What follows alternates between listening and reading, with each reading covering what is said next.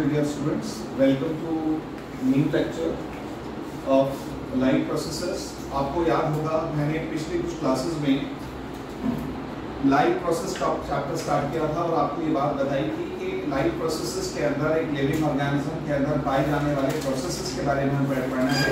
इसमें 4 प्रोसेसेस वाज़ेह तौर पे हम लोग कवर करेंगे। उसमें न्यूट्रिशन है, रेस्पिरेशन, ट्रांसपोर्ट या सर्कुलेशन और एक्सक्रीशन। पहला हम बात कर रहे थे लाइफ प्रोसेस में न्यूट्रिशन। मैंने आपको बता दिया था न्यूट्रिशन का मतलब होता है फूड को बॉडी में कंज्यूम करना, न्यूट्रिएंट्स को फूड को बॉडी में इनटेक करना, अपनी रिक्वायरमेंट्स को पूरा करने के लिए इसको न्यूट्रिशन कहते हैं। मैंने इस न्यूट्रिशन के 2 टाइप्स आपको बताए थे। पहला बताया था कौन सा? Autotrophic. Auto means self, trophic means food. एक ऐसा न्यूट्रिशन जिसमें ऑर्गेनिज्म अपना खाना खुद बना सकते हैं, उनको दूसरों पर डिपेंड होने की जरूरत नहीं है, लेकिन सिंथेसाइज देयर ओन फूड। ऐसे ऑर्गेनिजम्स कहलाते हैं ऑटोट्रॉफ्स। इस टाइप के न्यूट्रिशन का नाम ऑटोट्रॉफिक न्यूट्रिशन था। ये मैंने आपको बताया था कि बहुत सारे प्लांट्स और कुछ माइक्रो ऑर्गेनिज्म जैसे कि जानते हैं आप साइनोबैक्टीरिया, ब्लू ग्रीन एल्गी अपना खाना खुद बना सकते हैं, तो वो ऑटोट्रॉफ्स हैं, ऑटोट्रॉफिक न्यूट्रिशन कहलाएगा। एक ऐसा न्यूट्रिशन जिसमें कोई भी ऑर्गेनिज्म दूसरों पर डिपेंड होता है, दूसरे ऑर्गेनिज्म पर डिपेंड होता है अपने फूड के लिए, उसको कहते हैं हेटेरोट्रॉफ्स है। और इस न्यूट्रिशन का नाम है हेटेरोट्रॉफिक न्यूट्रिशन। मैंने आपको इस न्यूट्रिशन के फर्दर 3 टाइप बताया था। पहला पैरासाइटिक, दूसरा सैप्रोफाइटिक न्यूट्रिशन और थर्ड बताया था होलोजोइक। पैरासाइटिक न्यूट्रिशन अगर आपको याद हो, पैरासाइट्स उन ऑर्गेनिजम्स को कहते हैं जो होस्ट की बॉडी से अटैच होकर, होस्ट की बॉडी से चिपक कर, होस्ट की बॉडी से अटैच होकर उनसे अपना न्यूट्रिशन लेते हैं, उनसे अपनी ग़िज़ा लेते हैं, उनको नुकसान पहुंचाते हैं होस्ट को, लेकिन उनको किल नहीं करते। विदाउट किलिंग देम, बगैर उनको मारे हुए उनसे न्यूट्रिशन हासिल करते हैं। ऐसे ऑर्गेनिजम्स कहलाते हैं पैरासाइट्स। और इस न्यूट्रिशन का नाम क्या है? पैरासाइटिक। मैंने आपको बताया था प्लांट्स में भी पैरासाइट हो सकते हैं और एनिमल्स में भी हो सकते हैं। अगर आप बच्चों को याद हो, प्लांट्स के अंदर एक बेल का नाम मैंने बताया था, अमर बेल, कस्कुटा, ये प्लांट का पैरासाइट है। इसके अलावा लीच का एग्जांपल मैंने दिया था, राउंडवर्म का एग्जांपल दिया था, टेपवर्म का एग्जांपल दिया था। वो हमारे अंदर और एनिमल्स की बॉडी में पैरासाइट हो सकते हैं। क्या पहचान? पैरासाइट कितने टाइप के होते हैं बेटा? कौन कौन से? एंडोपैरासाइट, एक्टोपैरासाइट, दोनों में फर्क क्या है? एंडोपैरासाइट जो होस्ट की बॉडी के अंदर जाके न्यूट्रिशन लेते हैं वो एंडोपैरासाइट्स होते हैं, जैसे राउंडवर्म है, टेपवर्म। और एक होते हैं एक्टोपैरासाइट जो होस्ट की बॉडी के बाहर से न्यूट्रिशन लेते हैं, उनको एक्टोपैरासाइट्स कहते हैं। उसके बाद सैप्रोफाइट्स। सैप्रोफाइट्स मैंने आपको बताया था छोटे छोटे माइक्रोस्कोपिक ऑर्गेनिज्म, छोटे छोटे वो माइक्रो ऑर्गेनिज्म जो किसी ऑर्गेनिज्म के, मल्टी सेलुलर ऑर्गेनिज्म के मरने के बाद उनकी बॉडी को डिकम्पोज करके, उनकी बॉडी के केमिकल मॉलिक्यूल्स को ब्रेक डाउन करके उनसे अपना खाना लेते हैं। मरे हुए ऑर्गेनिज्म से, डेड ऑर्गेनिक मैटर से जो न्यूट्रिशन हासिल करते हैं उनको कहते हैं सैप्रोफाइट्स। और इस न्यूट्रिशन का नाम क्या है? Saprophytic nutrition. इसका अगर एग्जांपल देना हो सना, अगर इसका एग्जांपल देना हो तो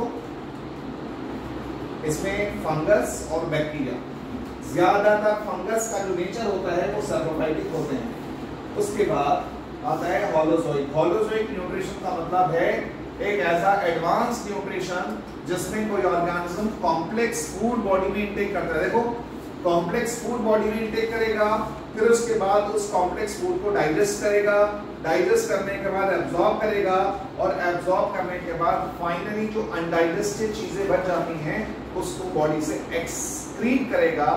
ये वाला न्यूट्रिशन कौन सा होता है? होलोजोइक। ये holozoic nutrition most of the animals में, ज्यादातर एनिमल्स में ये वाला न्यूट्रिशन मिलता है, जिसका नाम है होलोजोइक। फिर उसके बाद बच्चों हमने प्लांट्स के अंदर न्यूट्रिशन इन प्लांट स्टार्ट किया। इधर देखें, प्लांट्स के अंदर न्यूट्रिशन जो ऑटोट्रॉफिक न्यूट्रिशन है उसके अंदर प्लांट के अंदर मेन एक प्रोसेस के बारे में आप जानते हैं, कौन सा? फोटोसिंथेसिस। फोटो का मतलब लाइट, सिंथेसिस मतलब बनाना। जब प्लांट्स खाना बनाते हैं लाइट की प्रेजेंस में, पौधों के अंदर आपको बताया गया था एक पिगमेंट होता है हरे कलर का जिसका नाम है क्लोरोफिल। क्लोरोफिल का काम है प्लांट्स में लाइट एनर्जी को कैप्चर करके और उसको कन्वर्ट करना किसमें? Chemical energy. लाइट एनर्जी को केमिकल एनर्जी में कन्वर्ट करने का काम क्लोरोफिल का होता है। तो इस एतबार से प्लांट्स अपना खाना बना सकते हैं क्योंकि उनके पास क्लोरोफिल होता है। देखें ये इक्वेशन है, आप बच्चों को लास्ट क्लास में बताई थी।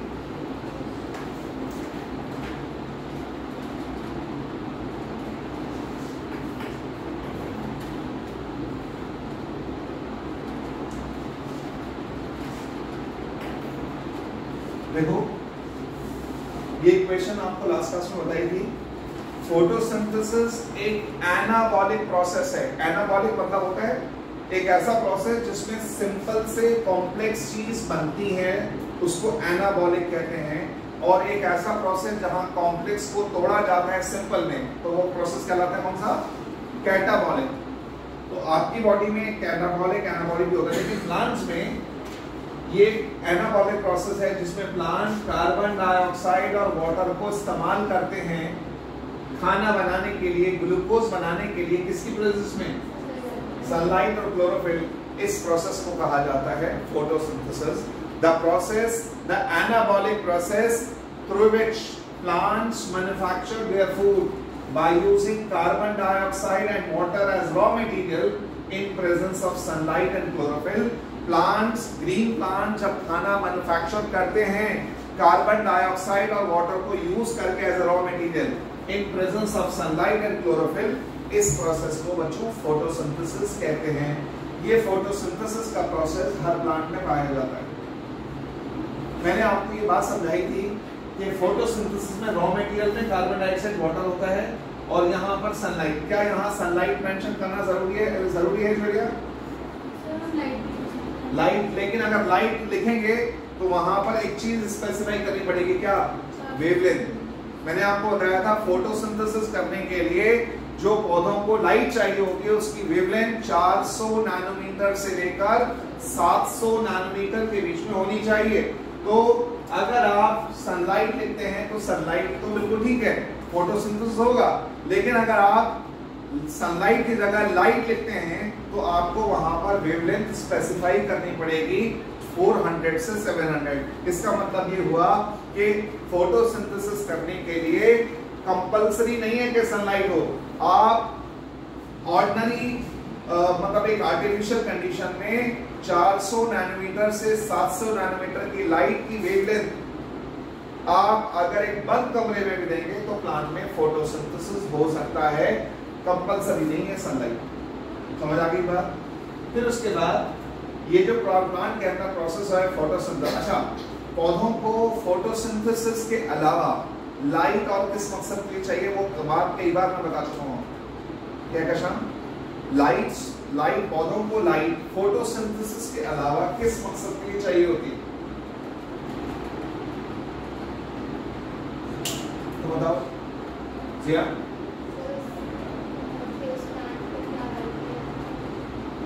एक तब बताया था फोटो पीरियोडिज्म। आप बच्चों को बताया था रबी क्रॉप, खरीफ क्रॉप्स। मैंने बताया था सर्दियों में, विंटर्स में दिन छोटा होता है, रात लंबी होती है। गर्मियों में, समर्स में दिन बड़ा होता है, रात छोटी होती है। तो इसका मतलब होता है ड्यूरेशन ऑफ लाइट। लाइट का ड्यूरेशन ये डिसाइड करता है कि किस प्लांट के अंदर फूल और फल आएगा या नहीं आएगा। तो इसलिए इस फिनोमेना को, इस प्रोसेस को फोटो पीरियोडिज्म कहा जाता है।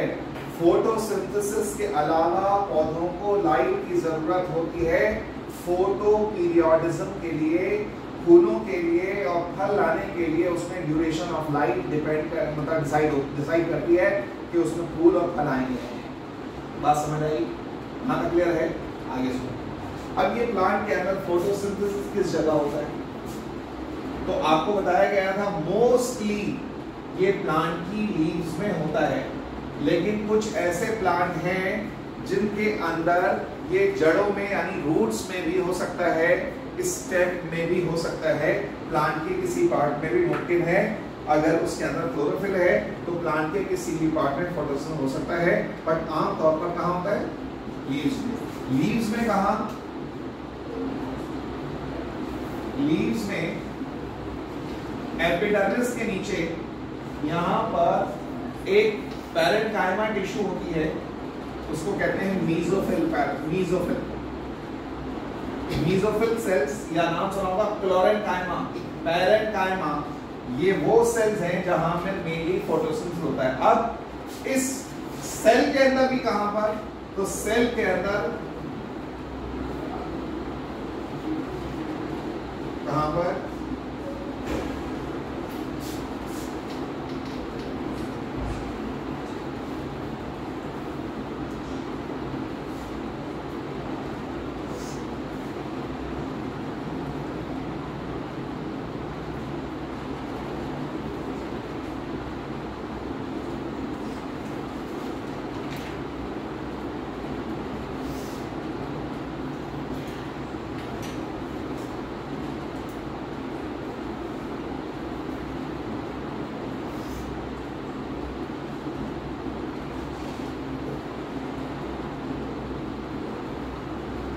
ये क्या है बच्चों?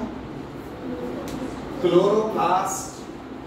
क्लोरोप्लास्ट तो आपको 9th में बताया गया था, प्लांट सेल के अंदर एक होता है क्लोरोप्लास्ट, जिसको किचन ऑफ प्लांट सेल कहा जाता है, food factory of plant cell कहा जाता है। इसका मतलब प्लांट सेल के अंदर खाना बनाने का काम, फोटोसिंथेसिस से खाना बनाने का काम इस ऑर्गेनेल में होता है, जिसका नाम क्या है?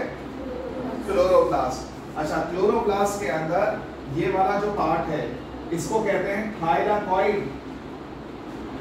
थाइलाकॉइड, और इसके अंदर भरा होता है क्या? क्या? क्लोरोफिल। और उसके बाहर यहाँ पर एक लिक्विड होता है जिसका नाम होता है क्या? स्ट्रोमा। स्ट्रोमा। और आपको बताया था थाइलाकॉइड के जो पैकेट्स होते हैं, एक के ऊपर एक स्टैक की शक्ल में रखे होते हैं। इस पूरे स्टैक का नाम होता है ग्रैनम। एक का नाम, एक स्टैक ग्रैनम, ये ग्रैनम प्लूरल कहलाता है ग्रैना। ग्रैना तो इसका मतलब प्लांट के अंदर देखो फोटोसिंथेसिस का ये जो प्रोसेस है, इसको हम ब्रॉडली दो कैटेगरी में डिवाइड कर सकते हैं। कौन सा? क्या कौन सा?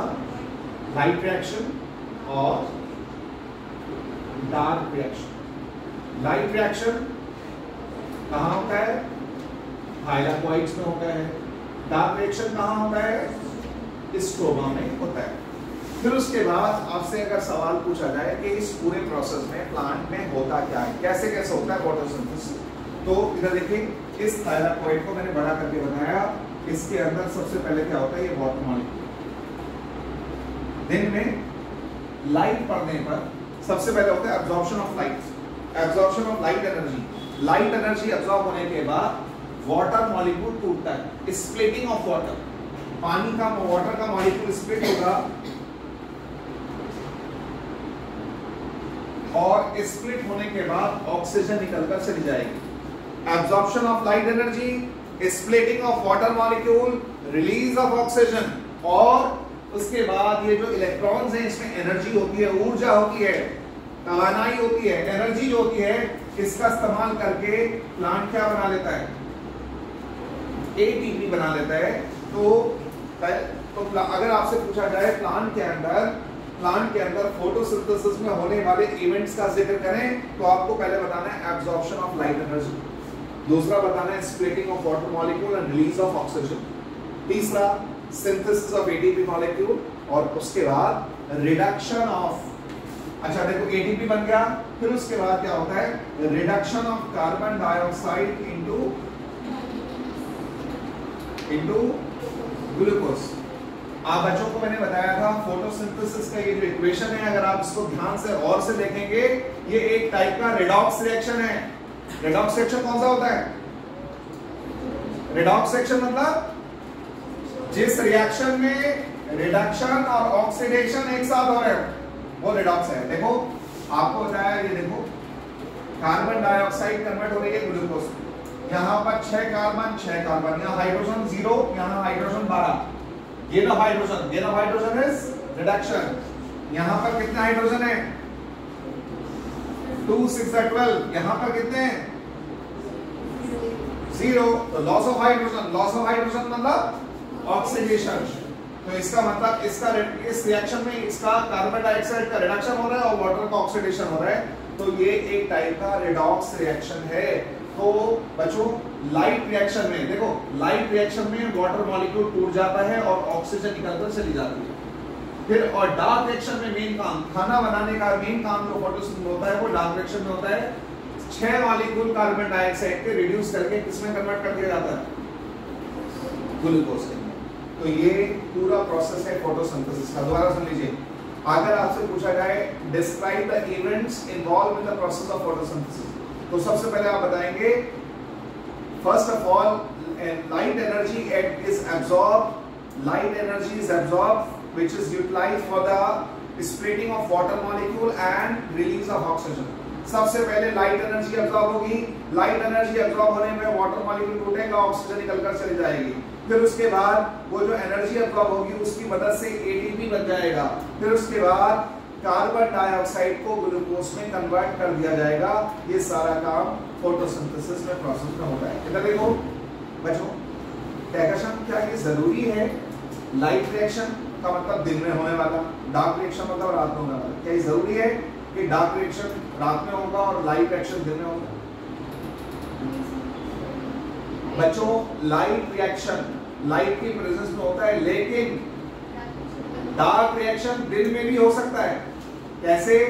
एक पेड़ है, उसका कुछ हिस्सा जो है छांव की तरफ है, शेड की तरफ है, और एक हिस्सा जो है धूप की तरफ है, तो उसकी वजह से उस पेड़ के अंदर, उस प्लांट के अंदर डार्क रिएक्शन दिन में भी हो सकता है। तो इस एतबार से रात और दिन की बात नहीं है, लाइट का एक्सपोजर चाहिए। तो लाइट अगर दिन में नहीं मिल रही है प्लांट को, तो भी डार्क रिएक्शन दिन में मुमकिन है। समझ आ गई बात? मैंने आप बच्चों को एक बात और बताई थी, प्लांट के अंदर फोटोसिंथेसिस कराने वाला मेन मॉलिक्यूल है क्लोरोफिल। क्लोरोफिल का कलर हरा किस चीज की वजह से होता है? क्लोरोफिल का कलर ग्रीन किस चीज की वजह से होता है? मैग्नीशियम। बिल्कुल ठीक। प्लांट के अंदर वो क्लोरोफिल का colour, green colour pigment magnesium की वजह से होता है। और बच्चों आपको बताया था मैग्नीशियम की कमी हो जाए तो लीव्स के ऊपर येलो पैचेस बन जाते हैं, जिसको क्लोरोसिस कहा जाता है। क्लोरोसिस कहते हैं मैग्नीशियम की कमी हो जाने की वजह से क्लोरोफिल नहीं होता। एक बात और बताएं, मैंने आपसे ये कहा था कुछ प्लांट्स हैं जैसे क्रोटन है, पॉइंसेटिया है और पौधे हैं जिनकी पत्तियों का, लीव्स का कलर ऑरेंज भी हो सकता है, ब्लू भी हो सकता है, येलो भी हो सकता है, ब्राउन भी हो सकता है। जो पत्तियों का कलर जो है, इधर देखें, पत्तियों का जो कलर है अगर हरे के अलावा कोई और है तो वो किस चीज की वजह से होता है बच्चों? कुछ प्लांट के अंदर लीफ का कलर ग्रीन के अलावा दूसरा किस चीज की वजह से होता है? बेटा प्लांट्स में सिर्फ एक पिगमेंट नहीं होता, कई सारे पिगमेंट्स होते हैं। हरा पिगमेंट भी होता है, ऑरेंज भी होता है, ब्राउन भी होता है। तो वो डिपेंड करता है कौन से पिगमेंट, उसकी वजह से। एक याद होगा क्रोमोप्लास्ट, 9th में पढ़ा था आपने, क्रोमोप्लास्ट, क्लोरोप्लास्ट और ल्यूकोप्लास्ट। टमाटर कितने हैं? टमाटो, जो टोमेटो है उसका जो कलर है, जो ऑरेंज कलर आपको दिखता है, that is because of the chromoplast. Brinjal देखते हो, ब्रिंजल का जो कलर है that is due to chromoplast. तो जिस प्लांट के अंदर आपको कलर नजर आता है, फ्रूट में जो कलर नजर आता है, that is due to chromoplast. बात समझ आ गई? ओके, रफ कर दो।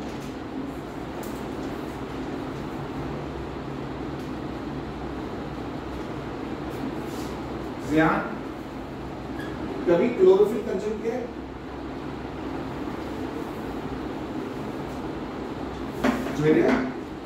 जोया, क्लोरोफिल कंज्यूम किया है कभी?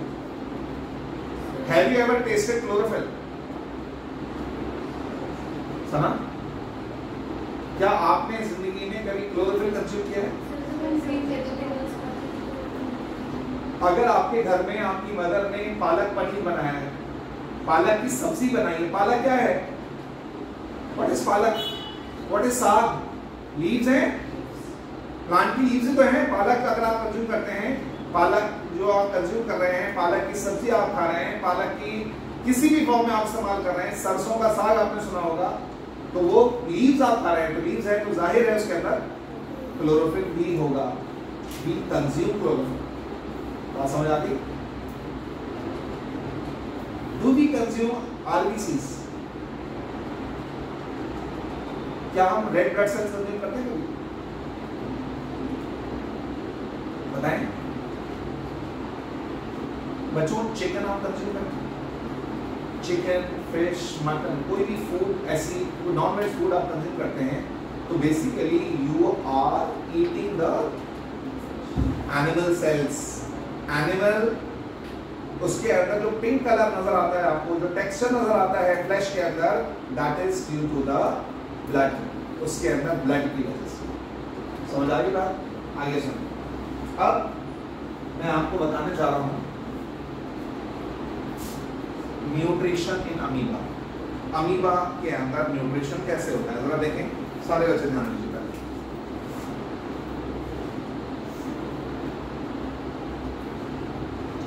ये क्या है? क्या है? अमीबा।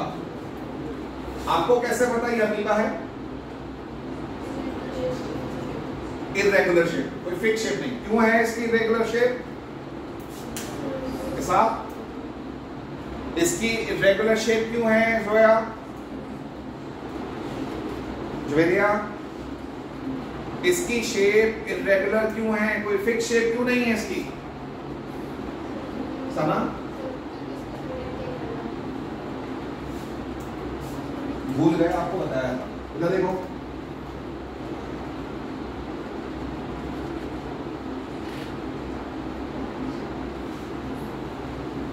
ये क्या है? पैरामीशियम। पैरामीशियम को आप पहचान गए?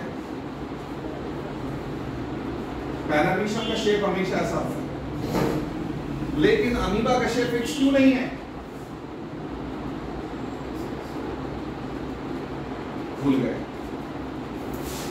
आपका या मेरा या एनिमल सेल ले लीजिए। एनिमल सेल के अंदर ये बाहर मेम्ब्रेन है, ये न्यूक्लियस है। न्यूक्लियस के अंदर जो लिक्विड भरा होता है उसका नाम न्यूक्लियोप्लाज्म। बाहर जो लिक्विड भरा होता है साइटोप्लाज्म। साइटोप्लाज्म और न्यूक्लियोप्लाज्म को मिलाकर क्या बोलते हैं? क्या बोलते हैं बच्चों? क्या बोलते हैं? प्रोटोप्लाज्म। मेम्ब्रेन के अंदर जितना भी कंटेंट सेल के अंदर भरा होता है एनिमल सेल के अंदर, वो प्रोटोप्लाज्म कहलाता है। आप सोच के बताओ। इधर देखो, अगर मैं इसकी मेम्ब्रेन को रिमूव कर दूं, एनिमल सेल में से इसकी मेम्ब्रेन हटा दूं तो क्या होगा? बताओ, सोच कर।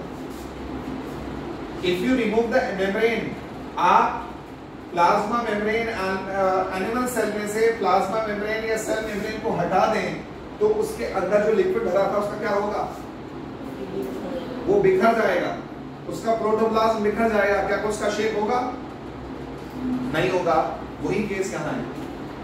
Amoeba doesn't have a shape because amoeba does not have a true well-defined membrane. Amoeba के पास प्रॉपर मेम्ब्रेन ना होने की वजह से अमीबा का शेप फिक्स नहीं है। अमीबा का वेल डिफाइंड शेप ना होने की वजह है उसके पास सेल मेम्ब्रेन एब्सेंट। बात समझ आई? आगे देखें, सब बच्चे ध्यान दीजिए। इधर अमीबा के अंदर दो चीजें हैं बच्चों, इधर देखना।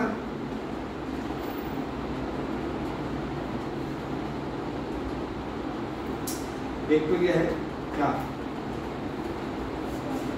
कॉन्ट्रैक्टाइल वैक्यूल, और एक और है क्या? आपको मालूम है वैक्यूल को 9th में आपने पढ़ा था, इसको स्टोर हाउस कहा जाता है, रिजर्वायर कहा जाता है। सेल के अंदर चीजों को स्टोर करने वाला जो स्ट्रक्चर है वो क्या है बच्चों? क्या है? वैक्यूल। अब देखो होता क्या है, अमीबा, ये मान लो कोई फूड पार्टिकल्स है इसके सराउंडिंग, जब इसके सराउंडिंग में कोई फूड पार्टिकल्स हैं तो जब अमीबा के पास, अमीबा के आउटर कवर जो सरफेस है, कवरिंग एरिया को नाम देते हैं क्या? सूडोपोडिया। अमीबा के पास प्रॉपर मेम्ब्रेन नहीं है, लेकिन उसकी जो आउटर लेयर है उसका नाम क्या कहलाता है? सूडोपोडिया। सूडो का मतलब होता है फॉल्स, पोडिया मतलब होता है फीट, फॉल्स फीट, तो ये सूडोपोडिया है।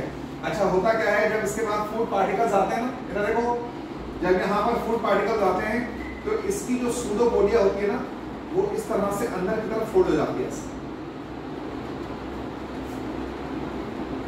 ये अंदर की तरफ फोल्ड हो गई और फोल्ड होने के बाद ये सारे फूड पार्टिकल्स इसके अंदर कैप्चर हो जाते हैं, और कैप्चर होने के बाद ये सूडोपोडिया यहां से क्लोज हो जाती है, और क्लोज होने के बाद ये वेसिकल की शक्ल में, एक स्फेरिकल वेसिकल की फॉर्म में, इधर देखो, ये वेसिकल बनी और वो जाके इसके अंदर शामिल हो जाती है। किसमें? फूड वैक्यूल के। जो खाना सूडोपोडिया की मदद से अमीबा खाना फूड कैप्चर करके अंदर लेता है, इस खाने को कैप्चर करने के लिए एक टर्म इस्तेमाल करते हैं बेटा, क्या कहते हैं? एंडोसाइटोसिस। तो अमीबा अपने सूडोपोडिया की मदद से अपने सराउंडिंग में जो फूड पार्टिकल्स होते हैं उसको सूडोपोडिया की मदद से कैप्चर करके इंटेक करता है। इस इंटेक करने के प्रोसेस का नाम क्या है? एंडोसाइटोसिस। एंडोसाइटोसिस होने के बाद ये फूड वेसिकल जो है, देखो, ये फूड वेसिकल जाके शामिल हो जाएगी किसमें? फूड वैक्यूल में। फूड वैक्यूल का साइज बढ़ गया। अब उसके बाद क्या होता है? ये फूड वैक्यूल पूरे इसके अंदर साइटोप्लाज्म में घूमता है, और यहाँ पर एंजाइम्स होते हैं। एंजाइम इस खाने को डाइजेस्ट करते हैं, तो थोड़े वक्त के बाद इस फूड वैक्यूल का साइज क्या हो जाएगा? क्या हो गया? छोटा। खाना डाइजेस्ट हो जाएगा। ये फूड वैक्यूल जो साइज में बढ़ गया था, जब इसको कंज्यूम कर लिया तो धीरे धीरे इसका साइज कम हो गया। अच्छा, अब साइज कम होने के बाद जो अमीबा के अंदर वेस्ट बचेगा, वो वेस्ट इसमें स्टोर हो जाएगा। किसमें? कॉन्ट्रैक्टाइल वैक्यूल में। उसी तरह से ये कॉन्ट्रैक्टाइल वैक्यूल यहां जाकर सरफेस पर जाकर सूडोपोडिया की मदद से इस वेस्ट को क्या कर देगा? बाहर निकाल देगा। सूडोपोडिया की मदद से जब अमीबा अपना मेटाबॉलिक वेस्ट अपने सराउंडिंग के अंदर एक्सपेल आउट करता है बेटा, इस प्रोसेस को कहते हैं क्या? क्या कहते हैं? क्या कहते हैं? एंडोसाइटोसिस का उल्टा। एंडोसाइटोसिस में फूड को कैप्चर किया जाता है सूडोपोडिया की मदद से। जब अमीबा इंटेक करता है उसको एंडोसाइटोसिस कहते हैं, और उसके बाद डाइजेशन होने के बाद जो मेटाबॉलिक वेस्ट होता है, कॉन्ट्रैक्टाइल वैक्यूल अपने वेस्ट को बॉडी के बाहर डिस्चार्ज करता है सूडोपोडिया की मदद से। इस बाहर निकालने के प्रोसेस का नाम है एक्सोसाइटोसिस। बच्चों, अगर एग्जाम में इसके ऊपर सवाल आ जाए, 3 मार्क में क्वेश्चन आ गया कि describe the nutrition in amoeba, तो आपने इधर देखो, आपने 4 डायग्राम बनाने। पहले में क्या दिखाओगे? एंडोसाइटोसिस दिखाना, एंडोसाइटोसिस दिखाना है। अगले में आपको एंडोसाइटोसिस के बाद जो फूड पार्टिकल है वो फूड वैक्यूल में जाते हुए दिखाना है। उसके बाद अगले वाले डायग्राम में आपको कॉन्ट्रैक्टाइल वैक्यूल प्रोमिनेंट दिखाना है, और आखिरी डायग्राम में आपको क्या दिखाना है? एक्सोसाइटोसिस। यानी आपको 4 अलग अलग फ्लो चार्ट की फॉर्म में डायग्राम बनाने हैं। देखो, इस तरह से ऐसे करना। बात समझ आ रही है नहीं? इस तरह से 4 डायग्राम आप दिखाएंगे। एक में एंडोसाइटोसिस दिखाएंगे, आखिरी वाले डायग्राम में एक्सोसाइटोसिस दिखाएंगे, एक में आपको फूड वैक्यूल को शामिल होते हुए दिखाना है फूड वैक्यूल के अंदर, और एक के अंदर आपको कॉन्ट्रैक्टाइल वैक्यूल को प्रोमिनेंटली दिखाना है। तो इस तरह से ये न्यूट्रिशन इन अमीबा आपको एक्सप्लेन करना है। सना बेटे, तुम ये बताओ ये एंजाइम क्या होते हैं? जोया, एंजाइम्स क्या होते हैं बेटा? जोरिया,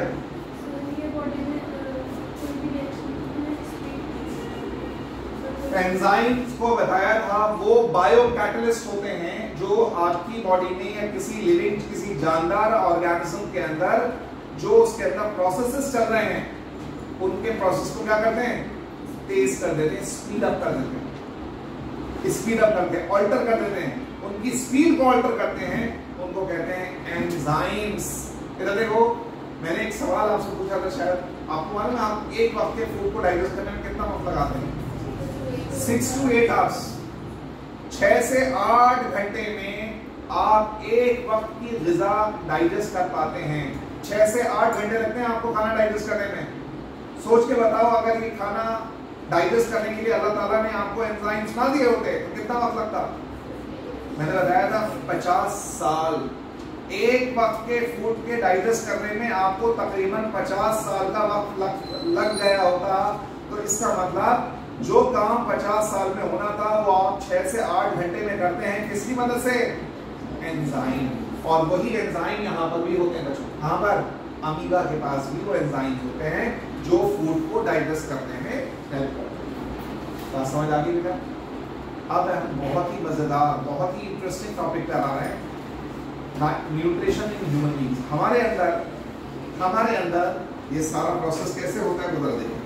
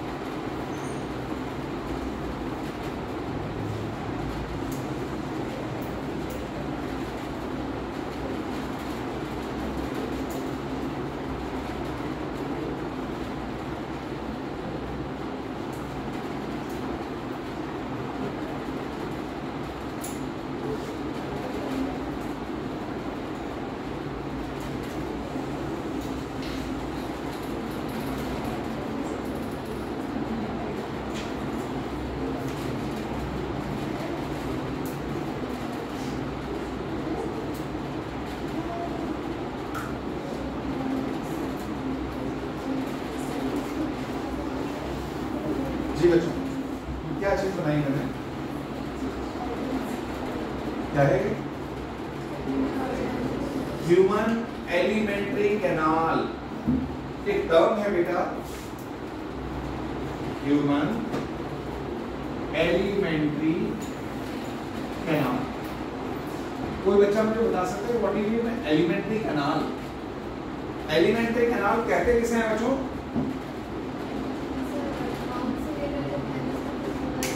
एलिमेंट्री कैनाल उस रास्ते को कहते हैं, उस मस्कुलर ट्यूब को कहते हैं, उस पैसेज को कहते हैं, उस रास्ते को कहते हैं जहां जहां से फूड गुजरता है, उस पूरे रास्ते को हम एलिमेंट्री कैनाल कहते हैं। जैसे उन्होंने बताया अभी, जब फूड को हम इंटेक करते हैं तो पहला पार्ट आपके एलिमेंट्री कैनाल का, ये पहला पार्ट क्या कहलाता है? Oral cavity. जहां फूड को आप डालते हो अंदर, ये पार्ट है ओरल कैविटी भी कह सकते हो। एक और वर्ड होता है बक्कल कैविटी। ओरल कैविटी या बक्कल कैविटी ये पहला पार्ट है जहां पर फूड को आप लेकर अपने दांतों की मदद से उसको क्रश करते हैं, उसको चबाते हैं, उसको च्यू करते हैं, उसको टीयर ऑफ करते हैं, तो वो पार्ट है ओरल कैविटी। देखें ये ओरल कैविटी। उसके बाद ये वाला जो पाइप है ये है ईसोफेगस, जिसको आम जबान में आप फूड पाइप कहते हैं। आपके गले में दो पाइप हैं। आगे वाला जो पाइप है, इधर देखें, आगे वाला जो पाइप है वो कौन सा है? उसको कहते हैं ट्रैकिया, जिसको कहते हैं सांस की नली, जिसको कहते हैं वेंट पाइप।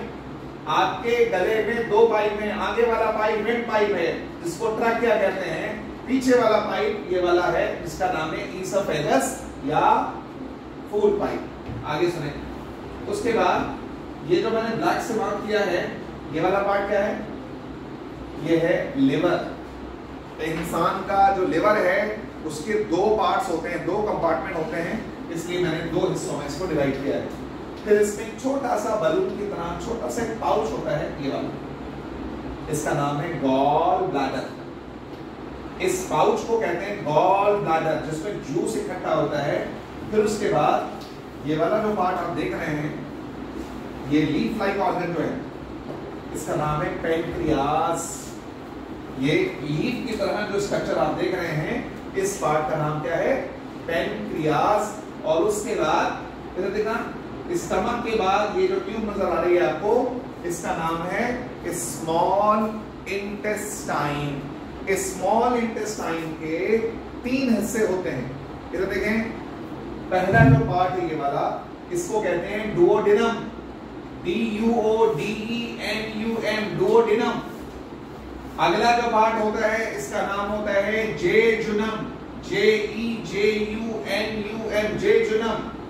और आखिरी जो पार्ट होता है, इसका नाम है इलियम, इलियम। इधर देखें, ये इलियम है, ये छोटा सा पाउच है। इधर देखो, ये वाला जो पार्ट है, इस छोटे से पाउच को कहते हैं अपेंडिक्स, वर्मीफॉर्म अपेंडिक्स। बहुत बार आपने सुना होगा किसी पर्सन की अपेंडिक्स की सर्जरी हुई है, अपेंडिसेक्टमी हुई है।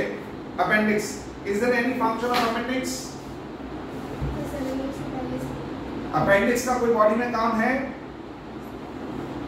आपकी एनसीईआरटी के टेक्स्ट बुक में लिखा हुआ है कि अपेंडिक्स जो है आपकी बॉडी में क्या है?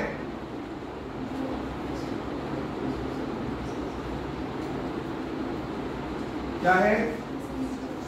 Vestigial organ. आपकी एनसीईआरटी टेक्स्ट बुक में मेंशन है कि जो ये है अपेंडिक्स है, ये बॉडी का वेस्टिजियल ऑर्गन है। वेस्टिजियल ऑर्गन का मतलब है ऐसा ऑर्गन जिसका आपकी बॉडी में कोई काम नहीं है, लेकिन हजारों साल पहले हमारे एंसेस्टर्स में इसका फंक्शन होता था। क्या फंक्शन था? इधर देखें, जिस तरह से रुमिनेंट एनिमल्स, काऊ है, गोट है, शीप है, बफेलो है, ज़ीब्रा है, डंकी है, एलिफेंट है, ये जितने भी घास फूस खाने वाले जानवर हैं, इनकी तरह हमारे एंसेस्टर्स भी सेलुलोज को डाइजेस्ट कर पाते थे। सेलुलोज को डाइजेस्ट करने के लिए ये स्ट्रक्चर, ये ऑर्गन दिया गया था, लेकिन अब हमारी बॉडी में इसका काम नहीं है। ये वेस्टिजियल ऑर्गन का मतलब है। हालांकि ये गलत प्रूव हो चुका है। आज की डेट में मेडिकल साइंसेस में ये बात, इस बात को तकरीबन मान लिया गया है कि जो अपेंडिक्स है, ये आपकी बॉडी का कोई वेस्टिजियल ऑर्गन नहीं है, बेकार का ऑर्गन नहीं है, बल्कि इसको सेकेंडरी लिम्फॉइड ऑर्गन कहा जाता है। यानी आपकी बॉडी में इसका रोल है इम्यून सिस्टम में, इम्यून सिस्टम में पार्टिसिपेट करना। आगे सुनिए बेटा, अपेंडिक्स जो है, इधर देखो, एक वर्ड सुना है आप बच्चों ने? सना, जुवेरिया, जियान, एक्टमी। हाँ, एक्टमी का मतलब होता है सर्जिकली, सर्जिकली किसी पार्ट को काट देना, किसी चीज को काट देना, उसको कहते हैं एक्टमी। किसी पार्ट को कट कर देने, इसको कहते हैं एक्टमी। तो किसी पार्ट को कट करने को कहते हैं एक्टमी। अगर मैं कहूं नेफ्रेक्टमी, मैं कहूं बच्चों इधर देखना, अगर मैं कहूं मेरी नेफ्रेक्टमी हो चुकी है, मतलब नेफ्रेक्टमी मतलब मेरी किडनी रिमूव हो चुकी है। जब आप सुना होगा एक पर्सन किसी को किडनी डोनेट कर देता, तो किडनी निकाल दी गई आपने सर्जरी करके, तो नेफ्रेक्टमी। इसी तरह से अगर कोई पर्सन आपसे सुने, उसने आपसे कहा मेरी अपेंडिसेक्टमी हो चुकी है, क्या मतलब? किसी का अपेंडिक्स निकाल दिया जाता है, अपेंडिक्स निकाल दिया गया। किसी के, इधर देखो, किसी की होती है ट्यूबेक्टमी। वुमेन के अंदर दोनों साइड पर यहाँ पे ट्यूब्स होती हैं, ओविडक्ट्स। ये ट्यूब्स को दोनों साइड से काट दिया जाता है, उसको कहते हैं ट्यूबेक्टमी। मेल के अंदर, मेल रिप्रोडक्टिव सिस्टम में डक्ट होती है, वास डेफरेंस, उसको जब काट देते हैं तो उसको कहते हैं वासेक्टमी। किसी लेडी के अंदर जब ब्रेस्ट कैंसर हो जाता है, ब्रेस्ट को रिमूव कर दिया जाता है, तो उसको मेमेक्टमी कहा जाता है। एक्टमी का मतलब होता है सर्जिकली काट देना, किसी पार्ट को, किसी बॉडी के हिस्से को सर्जिकली रिमूव करने को एक्टमी कहा जाता है। ये बात समझ आई? क्लियर है? आगे सुनिए, इधर देखो, ये अपेंडिक्स है। अपेंडिक्स के बाद ये वाला जो पार्ट आप देख रहे हैं, ये लार्ज इंटेस्टाइन। इधर देखो, ये लार्ज इंटेस्टाइन है, इसका ये वाला पार्ट ऊपर जाने वाला इसको कहते हैं असेंडिंग कोलोन, ये वाला पार्ट कहलाता है ट्रांसवर्स कोलोन, नीचे आने वाले को कहते हैं डिसेंडिंग कोलोन, फिर इसको कहते हैं सिग्मोइड कोलोन, फिर इसको कहते हैं रेक्टम, और आखिर में ये है एनस। ये पूरी एलिमेंट्री कैनाल तकरीबन 9 से 10 मीटर की होती है। अगर आपसे कोई पूछे, आपकी टीचर आपसे पूछे कि बेटा हमारी एलिमेंट्री कैनाल का सबसे अहम हिस्सा कौन सा है, सबसे इंपॉर्टेंट पार्ट कौन सा है, तो आपका क्या आंसर होगा? Small intestine. Very good, right answer. क्यों? स्मॉल इंटेस्टाइन आपके जिस्म का, आपके डाइजेस्टिव सिस्टम का, आपके एलिमेंट्री कैनाल का सबसे अहम हिस्सा इसलिए है क्योंकि खाने का कंप्लीट डाइजेशन वहां होता है और खाना एब्जॉर्ब भी वहां पर होता है। डाइजेशन और खाने का एब्जॉर्प्शन, वो दोनों काम यहां पर कंप्लीट होते हैं, इसलिए स्मॉल इंटेस्टाइन को आपके डाइजेस्टिव सिस्टम का सबसे अहम हिस्सा माना जाता है। अच्छा, ये जो स्मॉल इंटेस्टाइन है ना, इसकी लेंथ होती है तकरीबन 6 से 7 मीटर हमारी बॉडी, और लार्ज इंटेस्टाइन की लेंथ होती है तकरीबन 1.5 मीटर। लार्ज इंटेस्टाइन तकरीबन 1.5 मीटर की होती है, स्मॉल इंटेस्टाइन की लेंथ तकरीबन 6 से 7 मीटर की होती है। तो आपको नहीं लगता ये नाम उल्टा दिया गया है? बेटा स्मॉल इंटेस्टाइन की लेंथ है 6 से 7 मीटर, लार्ज इंटेस्टाइन की लेंथ होती है 1.5 मीटर। आपको नहीं लगता ये नाम उल्टा दिया गया है? बताओ सना साहब। लार्ज इंटेस्टाइन की लेंथ, ये वाली जो लार्ज, ये है 1.5 मीटर, और ये स्मॉल इंटेस्टाइन 6 से 7 मीटर। आपको नहीं लगता ये नाम उल्टा दिया गया? बताओ मेरे बच्चों, स्मॉल इंटेस्टाइन को स्मॉल इंटेस्टाइन उसकी लेंथ के बेसिस पे नहीं कहते, उसके डायमीटर के बेसिस पे कहते हैं। इधर देखो, स्मॉल इंटेस्टाइन का डायमीटर देखो पतली है, लार्ज इंटेस्टाइन मोटी है नहीं है, तो इसलिए इसके डायमीटर की वजह से, इसके डायमीटर की वजह से इसको लार्ज इंटेस्टाइन कहते हैं, और इसके डायमीटर कम होने की वजह से इसको स्मॉल इंटेस्टाइन कहते हैं। बात समझ आ गई बच्चों? बात बताओ, किसी अच्छे रेस्टोरेंट के अंदर आप जब जाते हैं, फूड ऑर्डर करते हैं, फूड के साथ वो आपको ना जनरली जो अच्छे 5 स्टार रेस्टोरेंट्स होते हैं वहां पर खाने के साथ तो आपको सूप देते हैं, सूप, माइल्ड गरम सूप देते हैं। क्यों सूप दिया जाता है, बताओ क्यों? बोलो बोलो यार। नहीं सोया, किसी अच्छे रेस्टोरेंट में आप जाएंगे तो वहां पर आपको सूप ऑफर किया जाएगा कॉम्प्लीमेंट्री। क्यों? बताओ। हाँ बोलो बेटा। एक वर्ड सुना है एपिटाइजर। एपिटाइट कहते हैं भूख, एपिटाइजर मतलब भूख बढ़ाने वाला। नहीं समझ आया? तो सूप कंज्यूम करने से आपकी भूख बढ़ जाएगी, भूख बढ़ेगी तो समझ आ गया? एपिटाइजर कहते हैं भूख बढ़ाने वाला। अच्छा, एक टर्म है, आपने बात सुनी होगी, एक टर्म है, एक स्टेटमेंट आपने सुनी होगी, take breakfast like a king, take lunch like a prince, take dinner like a beggar. क्या मतलब? Take breakfast like a king, take lunch like a prince and take dinner like a beggar. आप अपने जो meals लेते हैं रोजाना, जो खाना आप खाते हैं, ब्रेकफास्ट करते हैं, लंच करते हैं, डिनर करते हैं, अगर उसकी कंपैरिजन किया जाए तो सबसे अच्छा ब्रेकफास्ट होना चाहिए। सबसे हैवी ब्रेकफास्ट आप ले सकते हैं, उसके बाद लंच लेना होता है, और रात होते होते होते आप थक जाते हैं, आपकी बॉडी की मशीनरी स्लो डाउन हो जाती है। तो इस एतबार से आपको रात का जो मील है, डिनर के टाइम बहुत हल्का खाना, बहुत हल्का फुल्का बहुत लाइट मील आपको लेना चाहिए ताकि आपकी बॉडी का सिस्टम उसको आसानी से डाइजेस्ट कर सके। मेरी बात समझ आती? क्लियर है? ओके। तो एलिमेंट्री कैनाल, एलिमेंट्री कैनाल अगर आपसे कोई पूछे तो आपको बताना है एलिमेंट्री कैनाल उस ट्यूब को कहते हैं, उस रास्ते को कहते हैं, उस पैसेज को कहते हैं जहां जहां से फूड गुजरता है।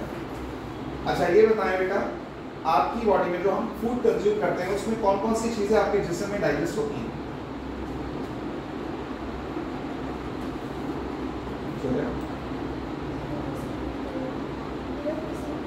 आप और हम जो खाना खाते हैं, फूड के कौन कौन से न्यूट्रिएंट्स आपकी और मेरी बॉडी में डाइजेस्ट होते हैं?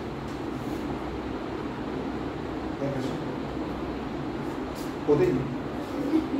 कौन कौन सी चीजें डाइजेस्ट होती है बॉडी में? ऐसा कार्बोहाइड्रेट्स, प्रोटीन्स, मिनरल डाइजेस्ट होते हैं, 5 आइटम भी नहीं होते। कार्बोहाइड्रेट, प्रोटीन्स और मिनरल्स नहीं होते। स्टार्च से कार्बोहाइड्रेट बेटा।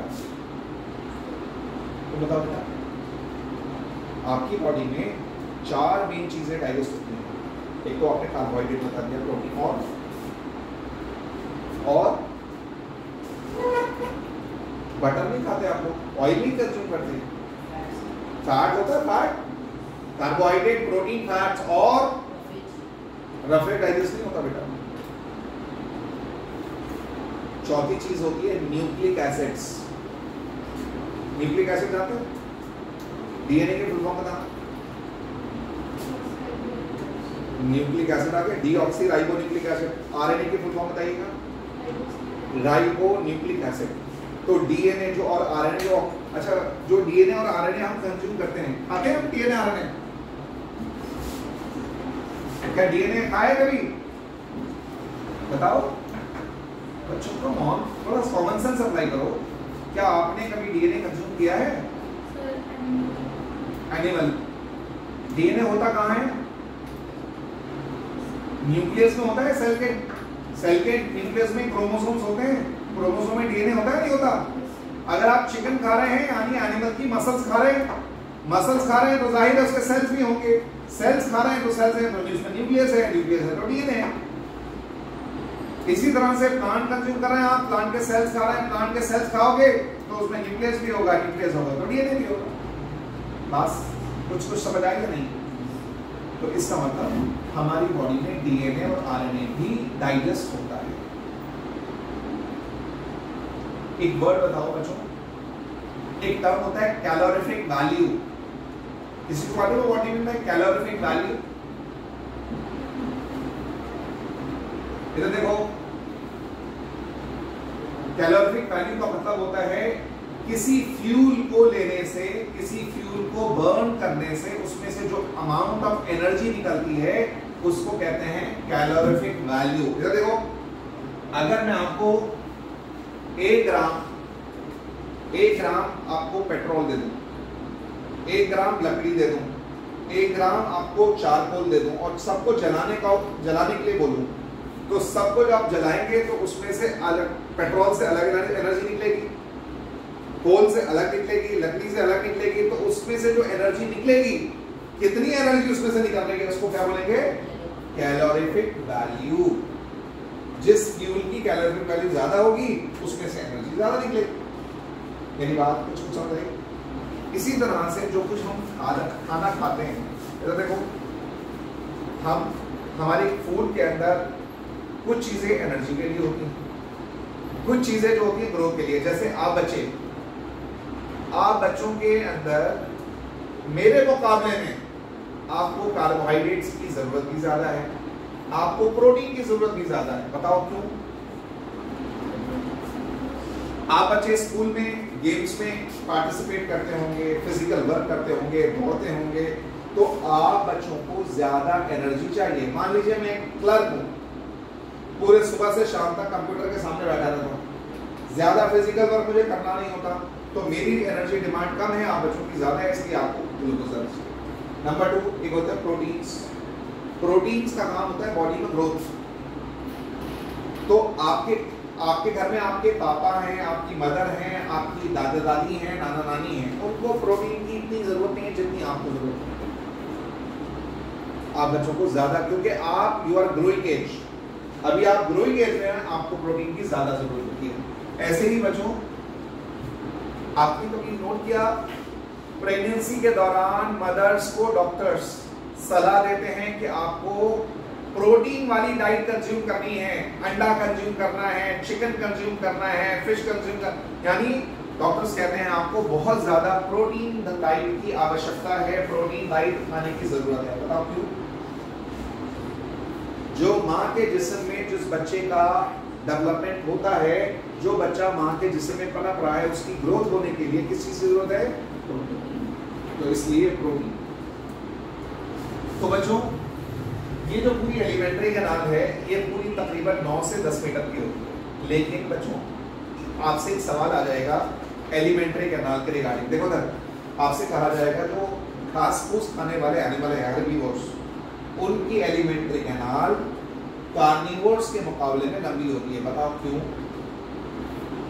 जो हर्बिवोर एनिमल्स होते हैं, घास फूस खाने वाले एनिमल्स होते हैं, जो र्यूमिनेंट एनिमल्स होते हैं, उनकी एलिमेंट्री कैनाल कंपैरेटिवली लंबी होती है उन जानवरों से जो फ्लैश खाते हैं, कार्निवोर होते हैं। बताओ क्यों?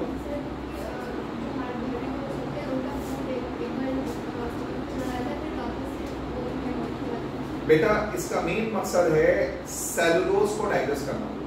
सेलुलोज को डाइजेस्ट करने में बहुत ज्यादा लगता है, इसलिए उनकी एलिमेंट्री कैनाल हमारे मुकाबले में और दूसरे जानवरों के मुकाबले में लंबी होती है। उनका कंपाउंड स्टमक होता है। बकरी के अंदर, काऊ के अंदर, बफेलो के अंदर, जीब्रा के अंदर, डंकी के अंदर, एलिफेंट के अंदर, कैमल के अंदर, सब का अगर आप एलिमेंट्री कैनाल देखेंगे, वो एलिमेंट्री कैनाल हमारे मुकाबले में और दूसरे कार्निवोर के मुकाबले में लंबी होती है। बात समझ आ गई? आगे ये बताइए हमारी बॉडी का कौन सा ऑर्गन है जिसको चेक पोस्ट कहा जाता है? हमारी बॉडी का कौन सा ऐसा ऑर्गन है जिसको चेक पोस्ट कहा जाता है? आपने देखा होगा जब आप किसी एक कंट्री से दूसरे कंट्री जाते हैं, बॉर्डर क्रॉस करते हैं, तो वहां पर आपकी चेकिंग होती नहीं होगी? आपके अंदर कोई इलीगल सामान तो नहीं है, आपके पास कोई हथियार तो नहीं है, कोई खतरनाक चीज तो नहीं है, तो आपकी चेकिंग होती है, चेक पोस्ट। इसी तरह से आपके जिस्म के अंदर जो आप खाना खाते हैं, उस खाने के साथ कोई इंफेक्शन तो नहीं आ गया? उस इंफेक्शन को चेक करने का काम और उस इंफेक्शन को खत्म करने का काम कौन करता है? कौन सा? कौन सा? लिवर। इसलिए अगर आपका लिवर ठीक से काम नहीं कर रहा तो आपका डाइजेशन ठीक नहीं होगा, आपके डाइजेशन में दिक्कत आने लगेगी। लिवर का कलर कैसा होता है बच्चों? ब्लैक। ब्लैक होता है, रेडिश ब्राउन। हमारे लिवर का कलर होता है रेडिश ब्राउन। और ये अकेला, ये एक ऐसा ऑर्गन है जो आपकी बॉडी में जूस निकालता है, डाइजेस्टिव जूस, जिसका नाम है बाइल जूस। ये बाइल जूस यहां से होता है। अच्छा जी सुने, ये पूरी एलिमेंट्री कैनाल है। इधर देखो हमारी बॉडी में ये एलिमेंट्री कैनाल। अब मैं इसकी पहले लेबलिंग कर दूं उसके बाद